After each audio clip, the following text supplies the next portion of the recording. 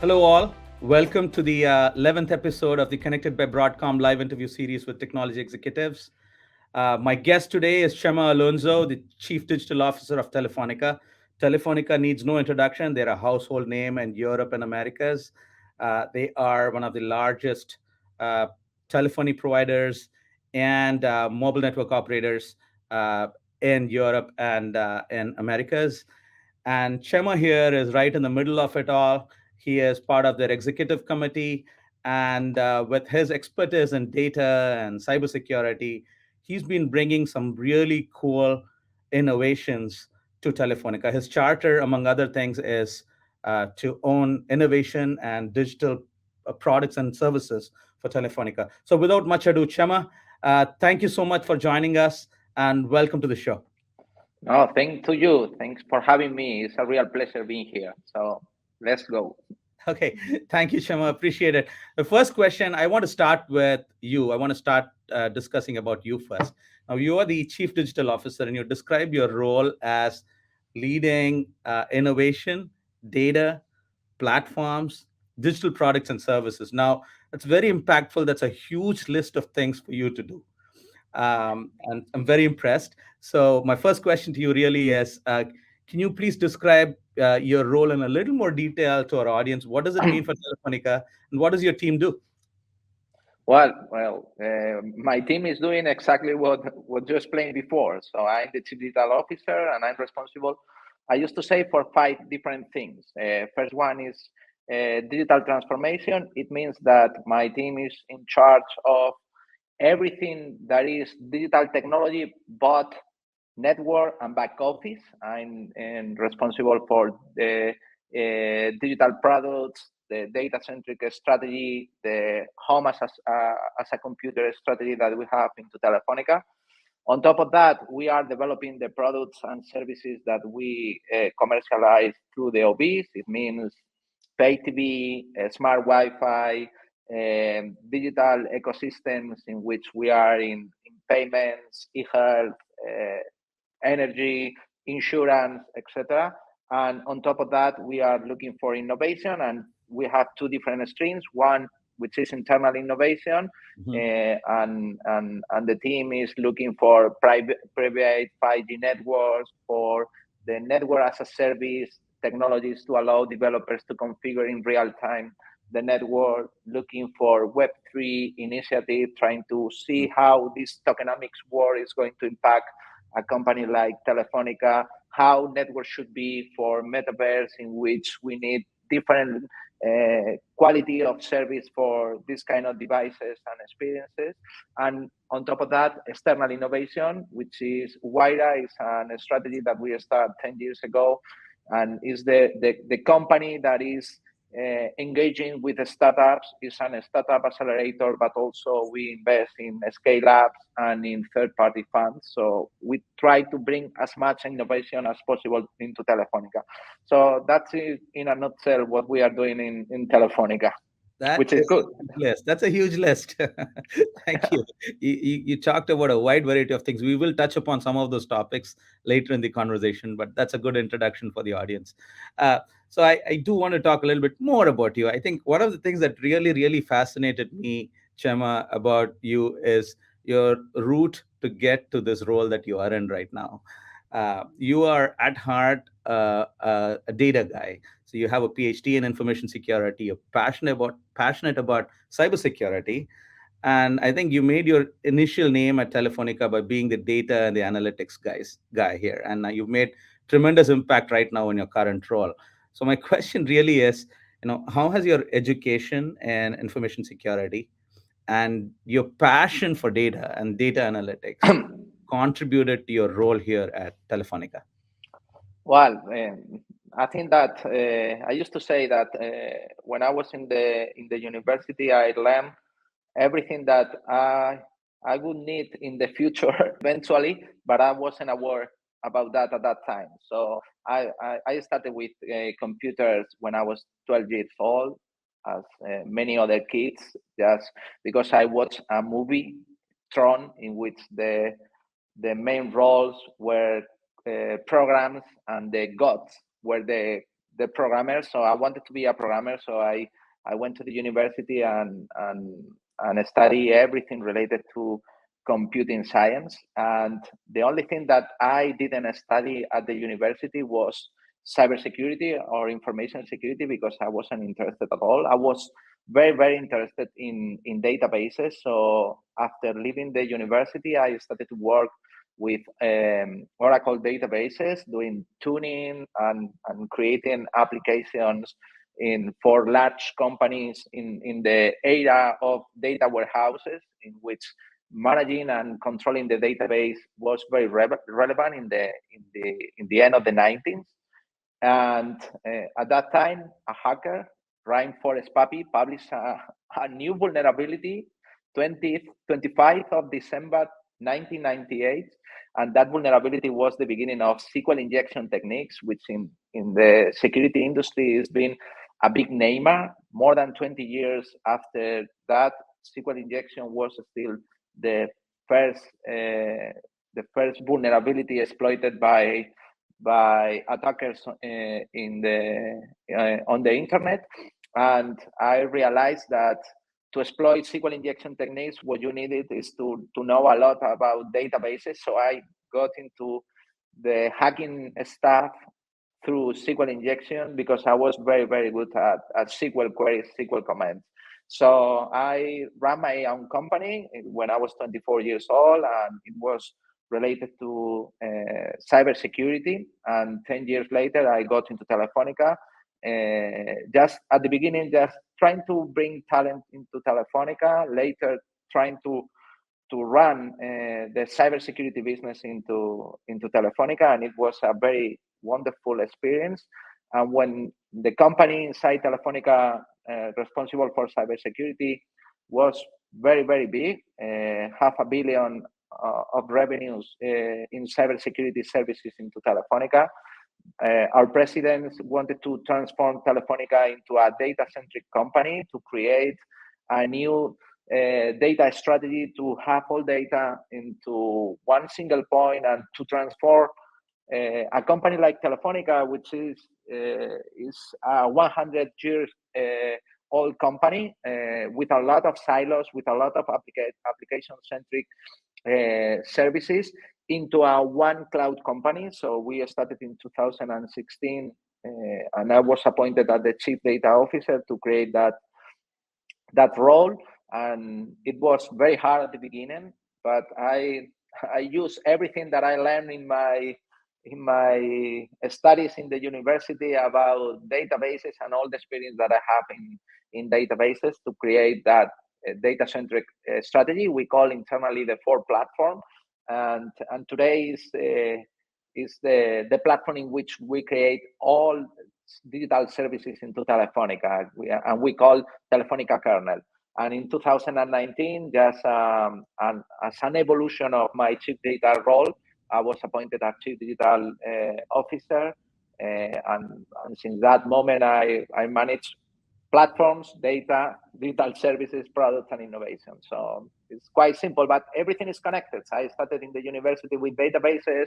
Later, because of databases, I was in information security. After that, after 10 years speaking in Black Hat and DEF CON, I moved into the corporate world to be the chief data officer again. So that's life. No, that's an amazing journey. It's just amazing how some random event sometime in your life really triggers an entire life process and a career. In your case, it was Tron, I think, and it's a great movie, by the way. I love it Yeah. too. So Yeah.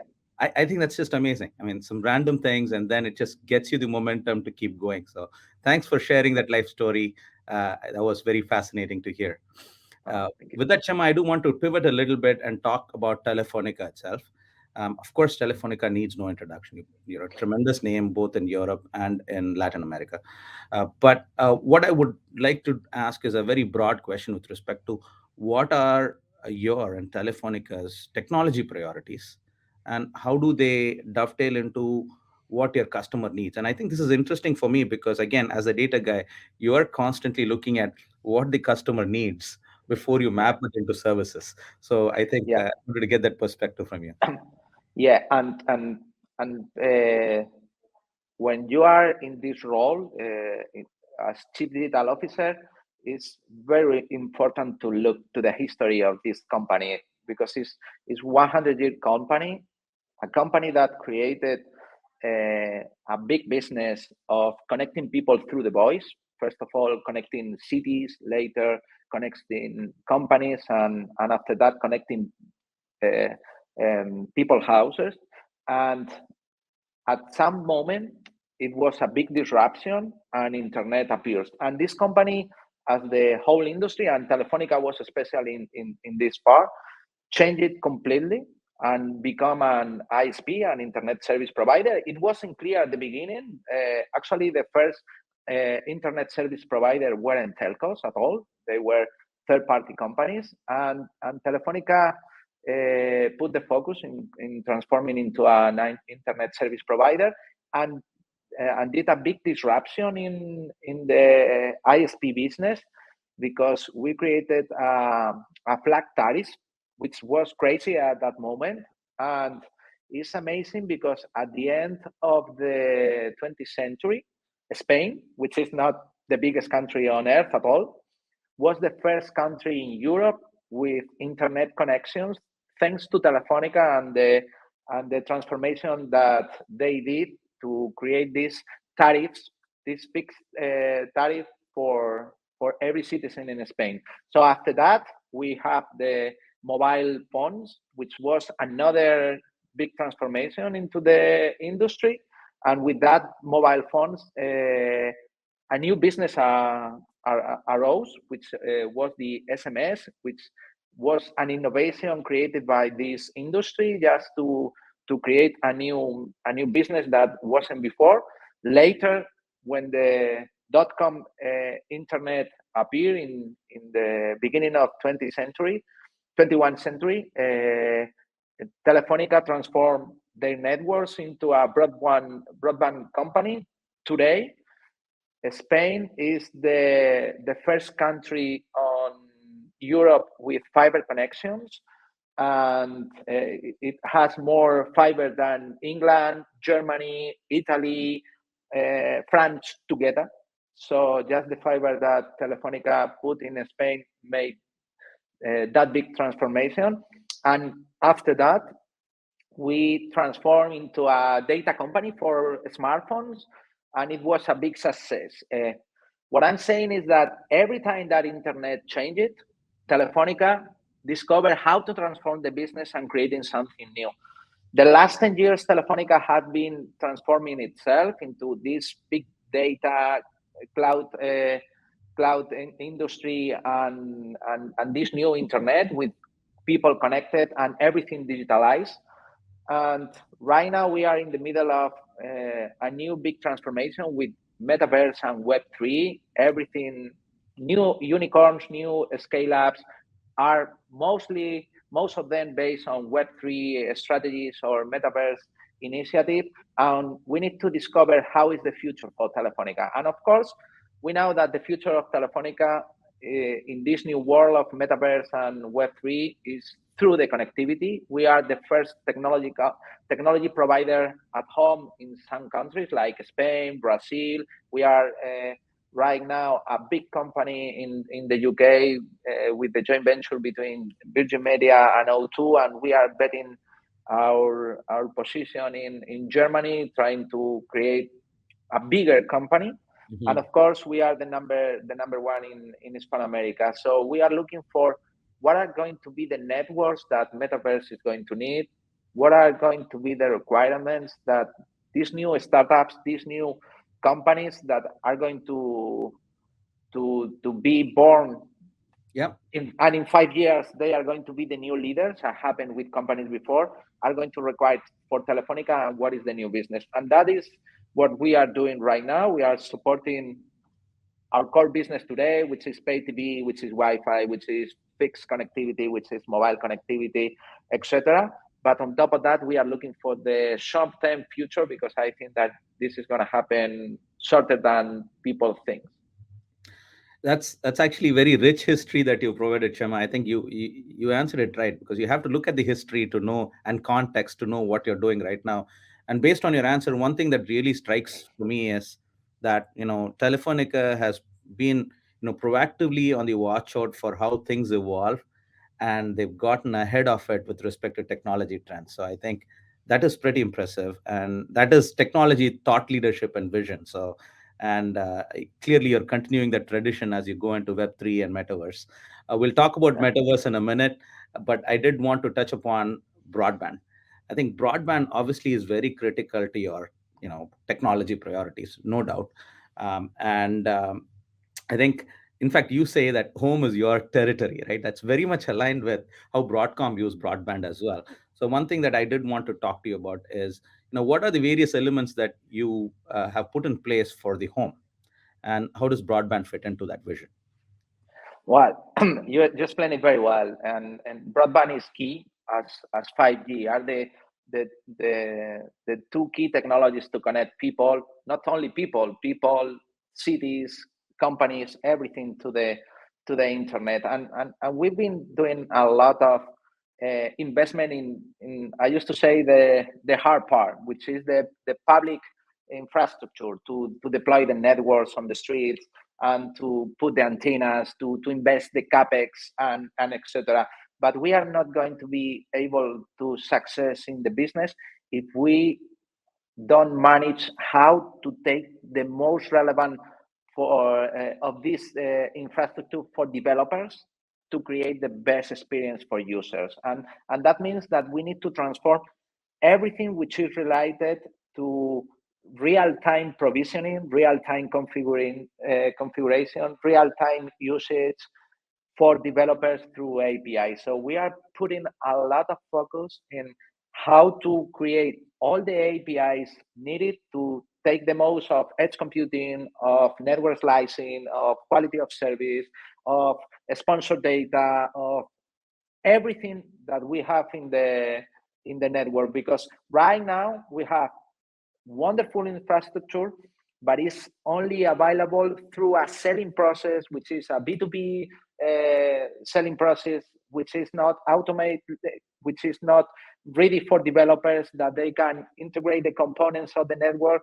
What we are looking is how to put everything into a component, so any single developers go to Azure and import the premium network APIs and configure in an elastic way the network, the connectivity for one single customer in real time, the same way they configure in real time the database, the processor, the memory, the server, everything. And that's the more relevant, but connected to the connectivity. So what we are looking is how the pieces of firmware, the interfaces that opens that highway of infrastructure, which is 5G, edge computing, and fiber, allows us to create that APIs that are going to be used for the developers to create the new experiences. I think that is a challenge for the industry. It's a challenge for every single telco. We are looking that into Telefonica, but also we are pushing the GSMA because we believe that the future is a network that can be reduced to a component that one developer can manage in real time. That makes sense. I think you need seamlessness also across all these services. So looking at it from the perspective of what has to happen outside of the home for you to offer a great experience inside home also becomes very critical. So I think that perspective is pretty cool. Uh, Chema, I also know that you're very passionate about video, and I know that Telefonica offers subscription video services across the globe.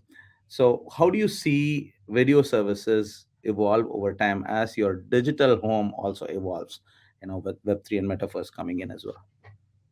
Well, you explained it very well. I'm passionate about video. I'm passionate about more than about the video. I'm passionate about the platform that controls the video because the best user experience is through the view, through the ears, through the voice. So we need to control into Telefonica the video platform to allow the customer to enjoy all the experiences of digital services that are going to be through our networks. And it's impossible to create all digital services. We need to create to make sure that we have the best platform to allow digital services to create technology in our platforms. And right now, if you look at what people are watching on TV, of course, video on demand is quite relevant, but real-time events are key, especially in high quality. We are providing 4 key real-time events, especially sports, etc., with quality of service guaranteed through the fiber to the set-top box in our customer using our IPTV platform. But it's going to be exactly the same for cloud gaming in real time, metaverse experiences. All of them are going to take exactly the same capabilities from the network than the most demanding real-time video event. So we are looking for how to create the best platform to have the best quality in video for the digital services that are going to be consumed in the future. And we are putting a lot of focus here. We have a very good competitor, which is Android TV, which is fighting hard, but they don't control the network. And we try, along with you, with the best connectivity partners, to create that differentiate that allows us to provide to our digital services or to the digital services that are experiences through our TV platform and also the network a best experience, a better experience. So it's That's the network. idea. I guess it's network, it's platform, and the QoS to users, Correct. coming together. So that's a rounded way to look at things again. Chema, just shifting gears a little bit, fiber. So I note that between or among all your countries, you've actually rolled out fiber in over 45 million homes Yeah. across the globe. That is incredible. That really makes you one of the top broadband providers out there. Just phenomenal. Now, first up, how is 5G and fiber sort of complementing each other? I know you have foray into both, so that's one. Two, what sort of speeds are we looking at in different geographies with respect to fiber today? Well, I think that, and we believe that fiber is the number one in broadband technology that you can provide to customers. So actually, 5G is taking advantage of fiber to the antenna to provide that quality. And we as in Telefonica are committed to continue deploying fiber. We are doing a big bet in Brazil with Fiber Brazil. We are deploying fiber as key part of our strategy in Brazil. We created Telefonica Infra, which is a company just for deploying fiber, and we create a vehicle in Germany to deploy fiber in Germany, and we are looking even for rural areas to deploy fiber. So fiber is going to continue key in our strategy. At the same time, we believe that for mobility, for connected cars, connected human, for smart cities, for mobile users, 5G is the technology that we need to deploy, and we are committed to that. We bought the spectrum in our key markets, and we are committed to deploy in all of them. In Spain, at the end of this year, we are going to have 85%, if I remember correctly, of the geography with 5G.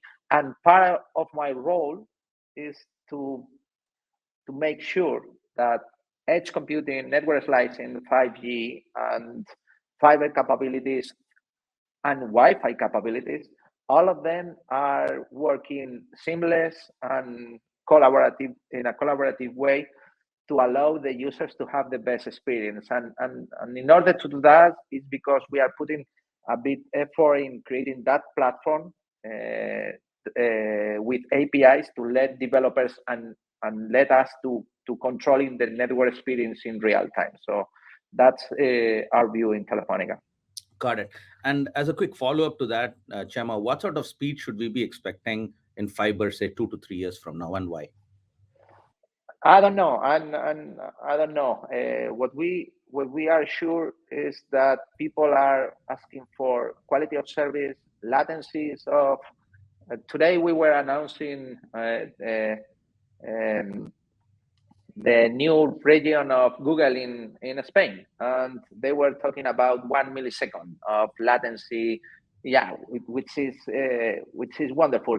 I guess that for a human, 1 millisecond is, it doesn't make sense. You cannot note any differentiate, but for a connected car, 1 millisecond could be key. So Mhm. I know that in the future, in 2, 3 years, we are going to have requirements for bigger amount of bandwidth with less latency and for more digital services, because day by day we are connecting more things that are requiring more data, and deploying networks is going to continue a key priority for Telefonica. I used to say that we are a telco proud of being a telco.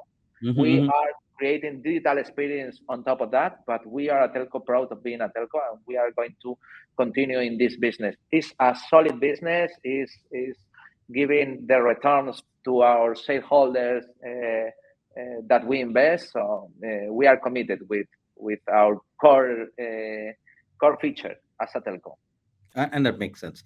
Now, along those lines, now Wi-Fi, of course, is also complementary to broadband here, right? So, and among the service providers and operators, uh, I found what Telefonica offers very, very unique. You have this concept of smart Wi-Fi that just sort of blew my mind off.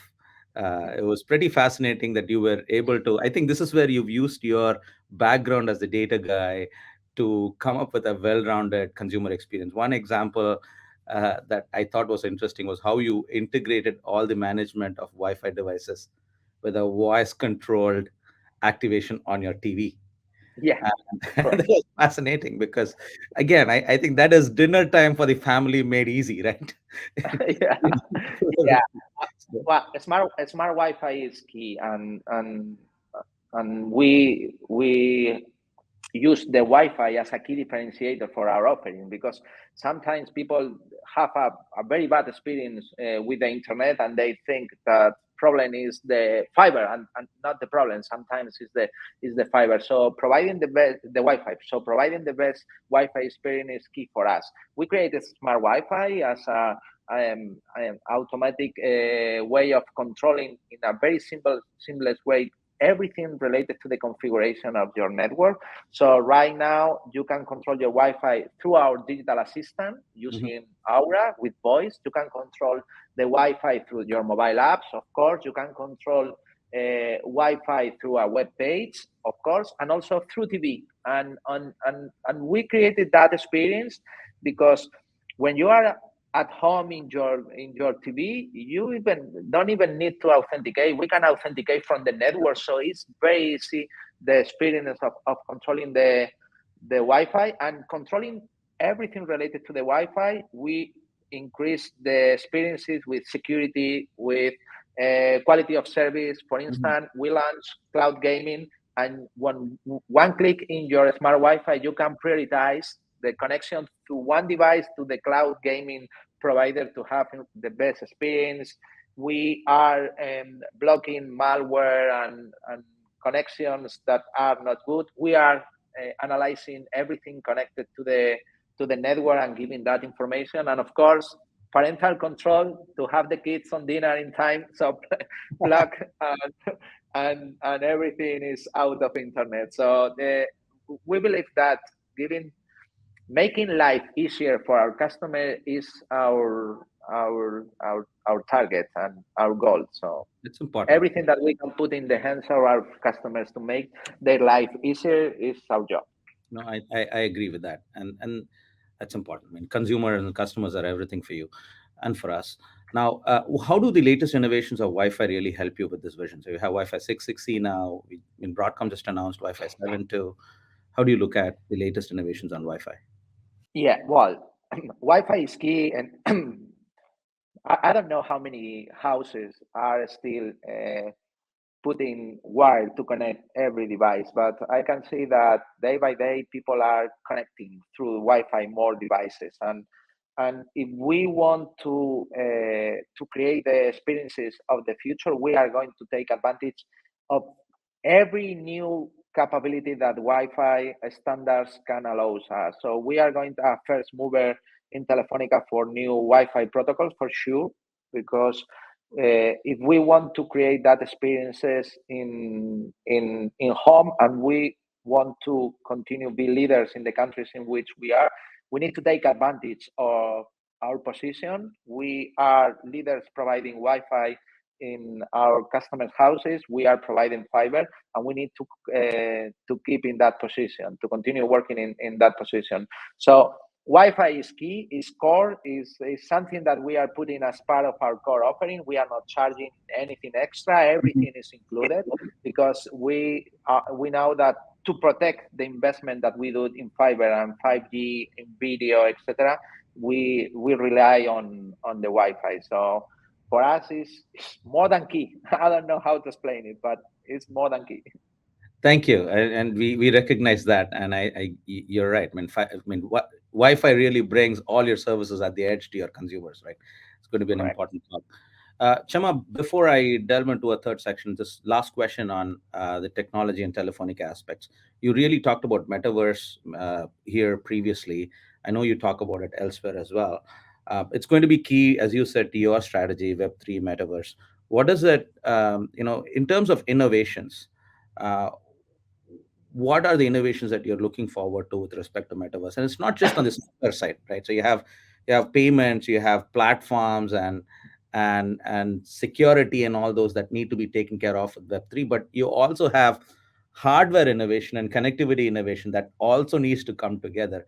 And you're sort of looking at all of this big picture, and the entire stack that needs to materialize for metaverse. So I think I'd love to hear your perspective on the overall innovation required for the metaverse. Yeah.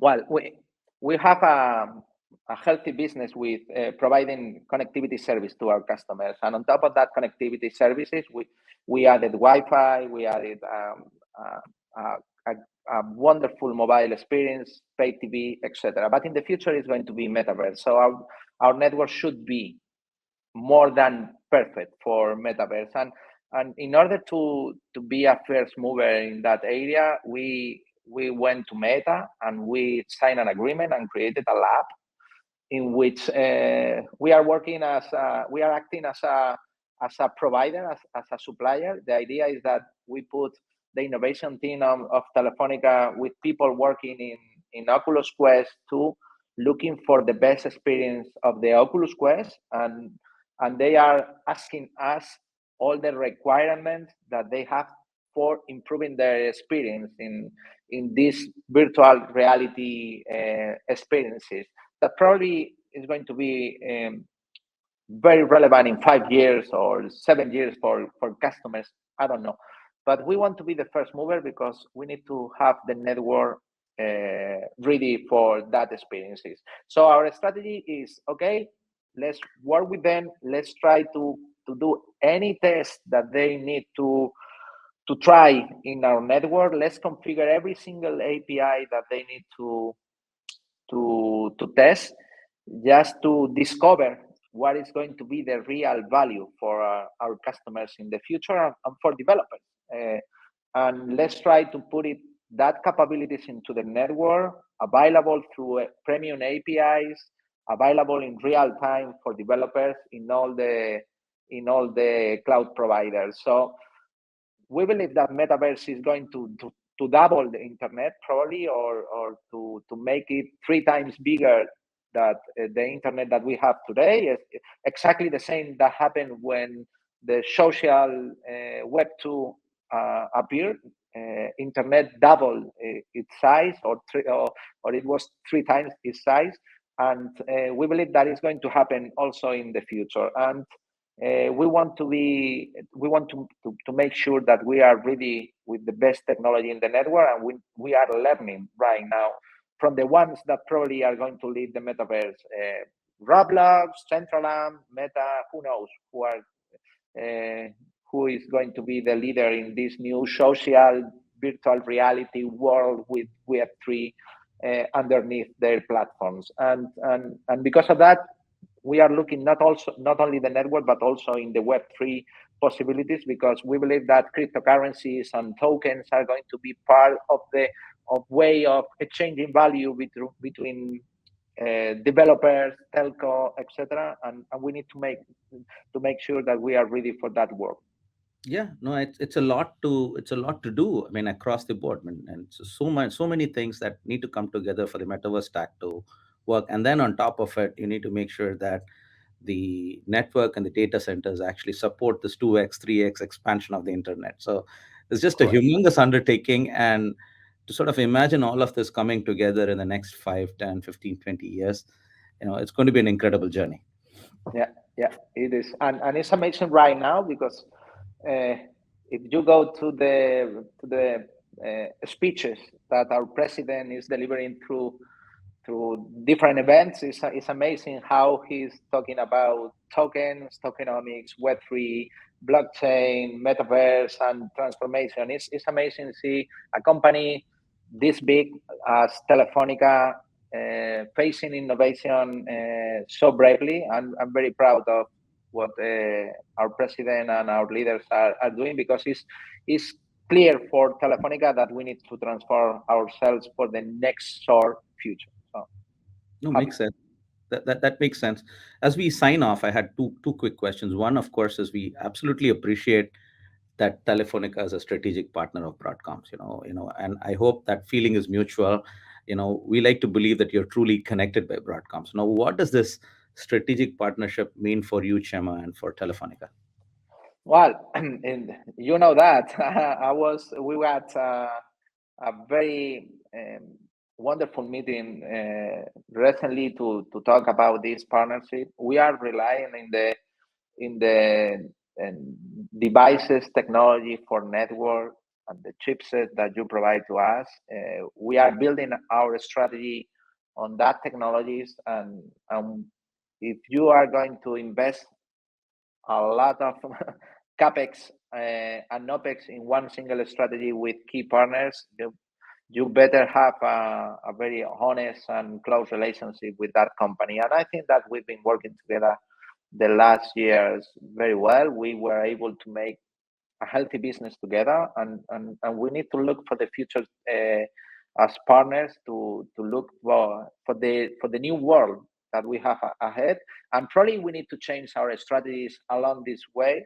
But if we have a honest and open relationship is going to be easier for both of us. So for us, it's key. You cannot manage 20, 30 key partners. You need to have a reduced set of partners and trust on them. And that's what we are looking with you. Yeah, and that feeling's mutual. You said honest and open. That's what we believe in. I think having that open conversation whenever and sort of moving hand in hand with your strategic vision, I think is important. So as you said, we have to make some tweaks along the way, and we're happy to do it as strategic partners. So thank you for the partnership, Shema. I would like to conclude this interview with a personal question, and this is personal to me as well because I was listening to one of your talks, and I heard you mention that you, for the longest time, you stayed away from conference talks after the birth of your second kid. And I have a young family. I have a 9-year-old. So, and try as I might, I struggle to keep that balance between work and home. So as somebody that's been highly successful and young as well, how do you strike that balance? I think, I mean, I'd love to know it, and I'm sure our listeners would love to hear that from you as well. Well, I'm very passionate about that. I used to say that if you have happy employees, probably you are going to have success in your company. If you don't have happy employees, you are not going to success in your company. And to have happy employees, you need to take into account that life is more than work. It's very important to connect with the life that you have outside your work. And I have 2 kids, and I had 2 daughters. First one, I used to call her my hacker, because she changed completely my way of looking to the world to understand life. And second one is my survivor, and She was born and she was sick at the beginning. It was very, very, very hard for me at the beginning. But she was a survivor and she survived. And after that, I decided to balance my time in life. And today, I used to be very vocal with my team, saying, "Okay, I don't want meetings before 10 in the morning because I want people to decide what to do at the beginning of the day. If they want to take kids to the school, if they want to go to the gym, they need to have the possibility of do that. I don't want meetings after 5 in the evening because I think that is exactly the same.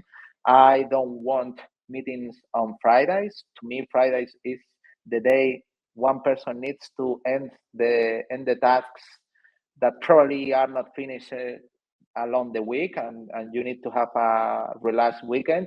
And I'm supporting of full flexibility. I have 30% of the people in full remote. I have 70% of flexibility. It means that people needs to be in the office only twice a month, and they can decide exactly what are the days and for what. I believe that if you are not able to balance your personal life with the work, you are not going to succeed. I like to work very early in the morning, at 5 o'clock in the morning or 6 o'clock in the morning, and also working. Then I like to have time for making sport or to be relaxed. I start meetings at 10 from remote or in the office. I don't care, and I try to finish at 5 o'clock in the evening, and later just before go to sleep, respond, answer some emails. But that's my way of working. Anyone can be completely different. I'm good working in the morning. Some people is good working are good working in the night. It should be very flexible. That's my personal view.